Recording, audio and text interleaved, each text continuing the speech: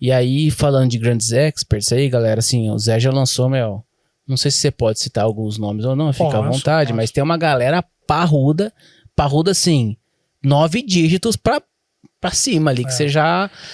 A gente pode falar a própria Sony, a ESPN, o Paulo Vieira, que é coach, o Carlos Wizard, a Slack Coaching, a Luzia Costa, que é dona daquela rede de franquia Sobrancelhas, o AGF, Ações Garantem o Futuro, da Luiz Barce, do Felipe, do Luiz Barce, né? Então, assim, é uma galera, o André Menezes, cara, bastante gente legal aí, já passou aí no mercado. Zé, e assim, ó, vamos lá, como que você fez para conseguir trazer... Uma parte da galera que tá assistindo esse podcast são caras que querem também saber como lançar. Uma parte quer se tornar grandes experts, a outra quer lançar grandes experts. Como que você, antes da gente falar como se tornar um grande expert, como que você fez para lançar esses caras e quais as dicas que você daria para um lançador, um coprodutor hoje conseguir trazer e lançar um cara desse calibre aí que você tem no teu portfólio? Cara, a primeira coisa é profissionalismo, né? Grandes empresas, gente, não faz sentido, por exemplo, o cara me dar 30%, 40% do GMV dele para um indivíduo. Que é o que existe. Explica isso melhor, porque hoje é comum no mercado de coprodutor, que talvez seja a fatia base da pirâmide. Isso. A fatia base. Você não acredita que o coprodutor tenha que morder uma fatia tão grande assim de um expert? Você não acha que é por aí? Até pode, mas qual que é o problema? Eles se iludem. Criaram uma parada no mercado que o cara acha que ele é coprodutor, ele acha que ele é sócio do expert. Isso não existe, na verdade, né? Então, assim... Você acha que o expert tem que ser um cliente e o coprodutor um fornecedor de um serviço, é isso? Se por um acaso rolar, como já rolou sociedades com alguns clientes meus, cara, a sociedade você tá no contrato social e ponto, senão você não é sócio, né? Ou se você quiser trabalhar só com a coprodução, faça no mínimo um contrato de SCP, Sociedade com Participação. Então, assim, só para igualar a galera, tanto quem tá na base quanto quem não tá. O que é normal no mercado digital? A galera pegar a fatia do faturamento bruto do expert e ter a sua remuneração daí. Beleza, isso faz sentido até para uma galera que tá começando. Para uma galera grande, né, e para grandes empresas e tudo mais, pode até fazer sentido isso, só que só isso não faz sentido, né?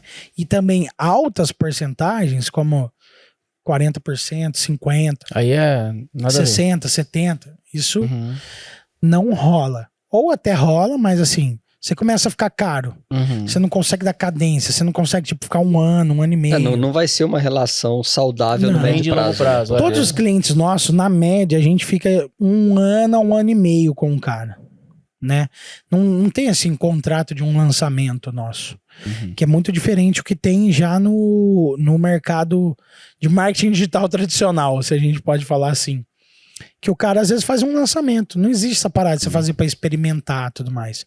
Então, a primeira coisa é esse profissionalismo. Como você vai montar essa parada, né? Como é que você vai chegar nisso? Cara, sim, você tem que ter uma remuneração fixa, porque vai te ajudar a você manter a tua equipe, porque sozinho você não faz lançamento. Você pode ter um variável, e eu aconselho que você tenha um variável, mas você não deve perder, por exemplo, contratos de grandes empresas só fixo. Eu tenho uns grandes experts meu, né? Eu não vou falar aqui para não abrir números, mas eu tinha um contrato só fixo, que eu recebia 60 mil reais fixo por mês, e aí eu tinha uma pequena variável, meio que como se fosse uma bonificação, em dinheiro novo, num fechamento semestral ou anual dele. E super fazia sentido. Porque hoje, principalmente para quem é coprodutor... Porque era um lance de longo prazo também, você tava ali... um contrato e tal. Então, e hoje em dia, a maioria dos coprodutores, talvez, assim, não tenha um ganho nem de 50 mil reais fixo por mês. Né? E o Nil sabe, né, que já foi em alguns eventos comigo, eu tô rodando o país inteiro aí, fazendo palestra, imersões com o pessoal. E a maioria dos coprodutores, cara, fatura 10, 20, 30 mil no máximo por mês, sabe? Então, pô, você chegar com um contrato só fixo e trabalhar numa porcentagem, um bônus de dinheiro novo, mas ter esse fixo gordo para ter uma operação para atender uma empresa é super válido. Então, meio que é um mix do que a agência tradicional de marketing tradicional faz com o mix do que a agência tradicional de marketing digital faz. Certo.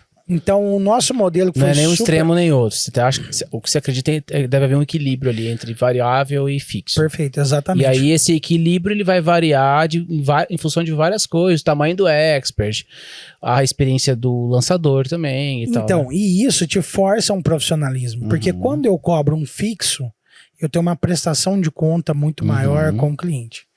E quando eu tenho um variável... Do lado contrário, eu tenho também essa parada do expert, porque ele vai querer justamente ter resultados melhores e pra gente também vai ser bom. Né? Então a gente mantém o equilíbrio. Eu falo que se fosse só fixo, eu talvez ficaria folgado. E se fosse só variável, o cliente talvez ficaria folgado. Não, claro, ou ele vai caro ficar... e folgado. Se der errado, ele não gastou nada, né? Por isso que os contratos são de curto prazo. É difícil você achar esses caras, entendeu? E aí, quando a gente chega nesse equilíbrio, é muito bom. Mas, por exemplo, você tem que ter uma parada, conhecimento de gestão mesmo, sabe? Então, você tem que saber o que é uma margem de contribuição, saber qual o markup que você quer ter num projeto, fechar um BP de 6 meses, por exemplo, que a gente chama de um ciclo, como...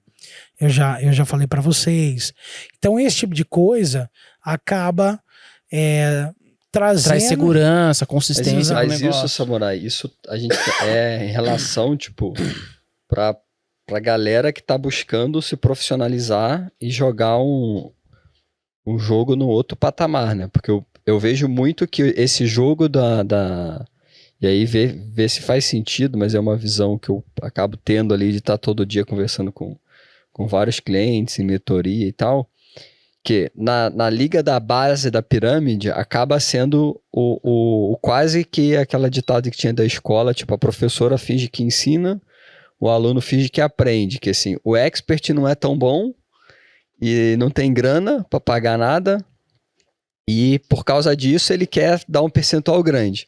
O coprodutor também não é tão bom assim, não vai fazer uma boa negociação e não vai ter uma condição de selecionar um bom expert, e aí você cria essa... Então, mas não se sustenta isso, sabe, Rafa? Não vai parar de pé, né? Isso não se sustenta.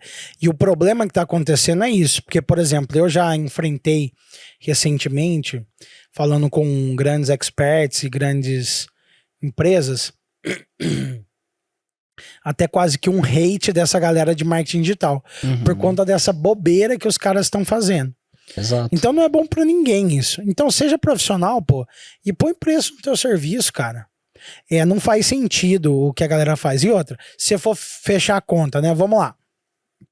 Sei lá. O expert sempre vai ganhar um pouquinho mais. Desculpa, o lançador. Então o lançador vai falar assim, eu quero 10 ou 20% de participação. É um exemplo, tá, gente, que eu tô dando. O copy vai falar, eu quero mais 10. O tráfego vai falar, eu quero mais 10. Já era. Aí o cara vai pagar, tipo, 15% de imposto. Vai pagar mais 10% de plataforma em algumas plataformas. E aí, o que tá sobrando? Daqui a pouco aí o cara tem que investir em tráfego, tem que... Não, mais investimento em tráfego. Não para de pé. Não fecha a conta. Então, é que eu sou meio polêmico, às vezes, mas eu falo, cara, manda bravo, polêmica é bom. Gente, pelo amor de Deus.